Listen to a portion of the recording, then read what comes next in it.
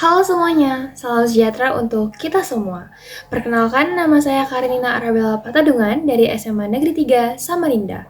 Hari ini saya akan menyampaikan resensi buku nonfiksi yang sudah saya baca, yaitu Bung Karno Penyambung Lidah Rakyat Indonesia. Pertama-tama saya mulai dari identitas buku, judul Bung Karno Penyambung Lidah Rakyat Indonesia, dikarang oleh Cindy Adams, diterbitkan oleh Yayasan Bung Karno bekerja sama dengan Media Presindo, diterbitkan pada tahun 2014 di kota Yogyakarta dengan jumlah halaman sebanyak 415 halaman, dimensi 16 x 24 cm, edisi revisi cetakan ketiga, dengan genre autobiografi, ISBN 9799110327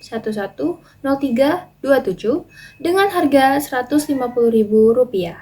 Pendahuluan, buku ini merupakan karya monumental yang mengisahkan pemikiran perjalanan hidup dan perjuangan politik Soekarno.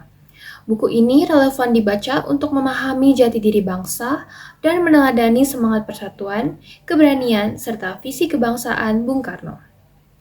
Ringkasan, buku ini menceritakan perjalanan hidup Soekarno dari masa kecilnya yang sederhana di Blitar, Jawa Timur, hingga menjadi proklamator dan pemimpin bangsa. Pendidikan di HBS dan Teknik Hock School Bandung membentuk pola pikir dan semangatnya untuk berjuang melawan diskriminasi Belanda. Soekarno kemudian aktif dalam organisasi PNI yang membuatnya berulang kali dipenjara dan diasingkan. Namun, hal itu tidak memadamkan semangatnya. Buku ini juga mengisahkan perannya dalam merumuskan Pancasila sebagai dasar negara dan momen bersejarah proklamasi kemerdekaan 17 Agustus 1945. Selain itu, buku ini mengupas perannya dalam memimpin Indonesia seperti dalam Konferensi Asia Afrika 1955, politik luar negeri bebas aktif, serta perjuangannya melawan neokolonialisme. Di samping sisi politik, buku ini juga menampilkan sisi personalnya termasuk kecintaannya pada seni dan kehidupannya. Lanjut ke analisis. Cindy Adams menuliskan Bung Karno Penyambung Lidah Rakyat Indonesia dengan gaya unik, seolah-olah Soekarno sendiri yang bercerita. Ini membuat buku terasa hidup dan bersemangat, namun cenderung menonjolkan sisi heroik dan karismatik Bung Karno. Meskipun kuat dalam menggambarkan keberanian dan pengorbanan Soekarno, buku ini memiliki kelemahan karena kurang menyentuh sisi kontroversial atau kritik terhadap kepemimpinannya. Dengan begitu, buku ini lebih berfungsi sebagai autobiografi yang memuji tokohnya daripada biografi yang seimbang. Selanjutnya, evaluasi.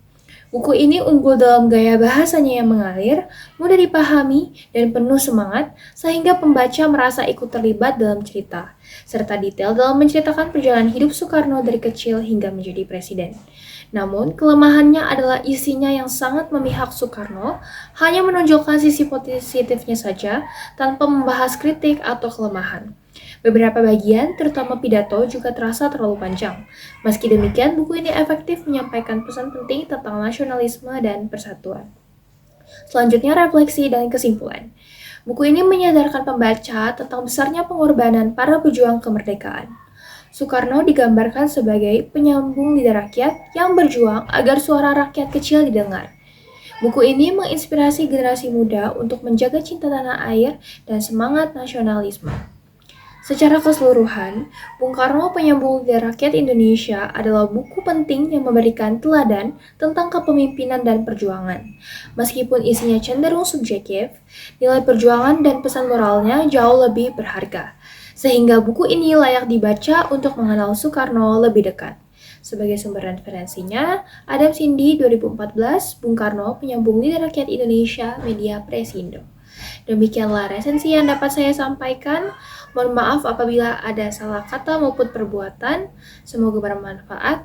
Terima kasih.